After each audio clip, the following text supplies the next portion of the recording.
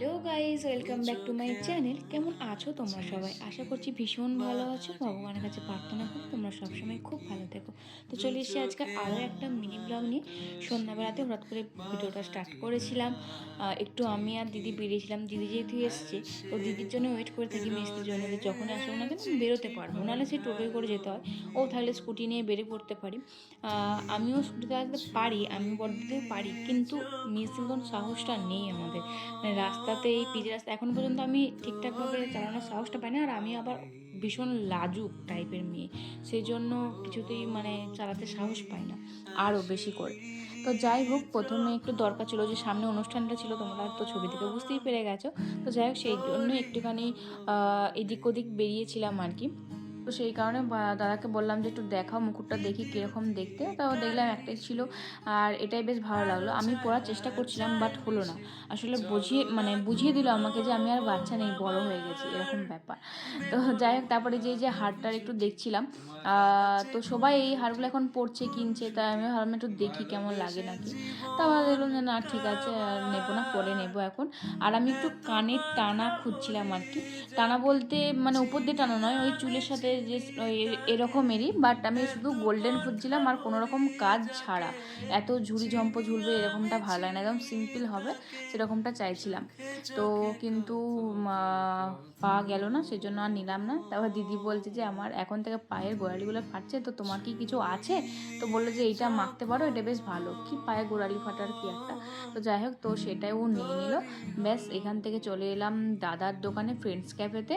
তো বাইরে বেরিয়েছি, আর এখানে আসবো সেটা তো হতে পারে না। আর মেজদি বাড়ি এলেই ওর এখানকে আসা চাই, কারণ ওর বই তুলে বসে বসে, মানে ওর শ্বশুর বাড়িতে বসে বসে শুধু এসব নাকি ভাবে, ওই দোকানটার কথা নাকি ওর মনে পড়ে সন্ধে হলেই, আর খেতে ইচ্ছে করে। তো সেই কারণে এখানকে এলে ওর এখানে আসা চাই। তো সেই কারণে চলে এসেছিলাম। আর দাদাদের কিছু নতুন আইটেম লঞ্চ করেছে আর কি।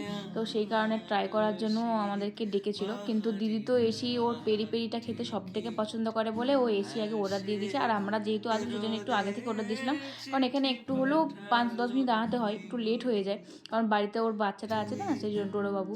তো সেই কারণে আমি আগে থেকেই বলে আসি যে যাচ্ছি, তুই রেডি রাখ, নাহলে এত গরম থাকে আর খেতে পারি না। একটুখানি ঠান্ডাও হয়ে যায়, আর খেতেও মানে তাড়াতাড়ি দিয়েও দেয়, তাই ভালো লাগে। আর আমি নিয়েছিলাম চিকেন 65, এটা খেতে জাস্ট অসাম, আমার ভীষণ ভালো লাগে, সেজন্য এটাই নিয়েছিলাম। দিদিকেও বললাম তুই শুধু পেরি পেরিটা ছাড়, এটাও খেয়ে দেখ, একটু খুবই সুন্দর খেতে। এবার বোন ভাইও গেছিলো, ওরা আমার ফোনটা ধরে দিচ্ছিলো, কিন্তু ওদের নিরামিষ ছিল, আর আমারও শনিবারে নিরামিষ ছিল। কিন্তু মেজ দিয়ে আমার সামনে দাঁড়িয়ে খাচ্ছে, আমি ওটা সহ্য করতে পারবো না, তাই আমিও খেয়ে নিয়েছি। ঘরেতে নিরামিষ, বাইরেতে আমিষ, এটা হয়তো চলবে আমার কাছে। তো তারপরে এই যে দেখতে পেলে যে বলগুলো ছিল, ওগুলো cheese ball, chicken cheese ball, ওগুলোই নতুন এসেছে। মানে তোমরা মাস্ট, আমি বলছি তোমরা মাস্ট অবশ্যই ট্রাই করো, অসাধারণ খেতে, ভীষণ ভীষণ ইয়াম্মি। আমি খেয়ে জাস্ট প্রেমে পড়ে গেছি, আমি এরপর যখনই যাব ওইটাই আগে খাবো। আর তারপর দিদি একটু ফ্রেঞ্চ ফ্রাইও নিয়েছিল। তারপর এখানে ভেজ মোমো মানে নতুন রেখেছে, কারণ শুধু তো চিকেন আইটেম রাখলে হবে না, নিরামিষও কিছু রাখতে হবে, সেজন্য ভেজ মোমো এগুলোও রেখেছে। মোটামুটি মোমোগুলো আমি বলবো মোটামুটি খেতে, ভেজের টাইপেরগুলো। এমনি গন্ধরাজ মোমো, দার্জিলিং মোমো, ওগুলো কিন্তু খুব ভালো খেতে। তো যাই হোক, তোমরা কিন্তু ট্রাই অবশ্যই করবে, মাস্ট অবশ্যই ট্রাই করবে। কিন্তু চিকেন চিজ বলটা, ওটা কিন্তু দারুণ খেতে, জাস্ট অসাম।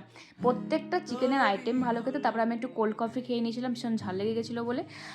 তো তারপরে এদিকে দেখো, ভীষণ বাচ্চা বাচ্চা কুকুরগুলো এসেছিলো, আর দিদি সেদেরকে না খাইয়ে তো ছাড়বে না, সেজন্য 10-5টা মানে বিস্কুটের প্যাকেট কিনলো, তবুও ওদের ইচ্ছা আর পূরণ হচ্ছে না, ওরা সে খেয়েই যাচ্ছে। মেজে বলো থাক, এই আর নয়, অনেক খেয়ে নিই। তো যাই হোক, এই হলো আজকে ছোট্ট খাট্ট একটা মিনি ব্লগ তোমার সাথে শেয়ার করলাম। কেমন লাগলো অবশ্যই কমেন্টে জানিয়ে, ভালো লাগলে অবশ্যই লাইক কমেন্ট শেয়ার করতে একদম ভুলবে না। দেখা হচ্ছে পরের ব্লগে খুব তাড়াতাড়ি। ততক্ষণ ভালো থাকবে, সুস্থ থাকবে, আর পেজে নতুন হবে প্লিজ প্লিজ পেজটিকে আমার ফলোতে পাশে থেকে সাথে থেকো। তো চলো, বাই।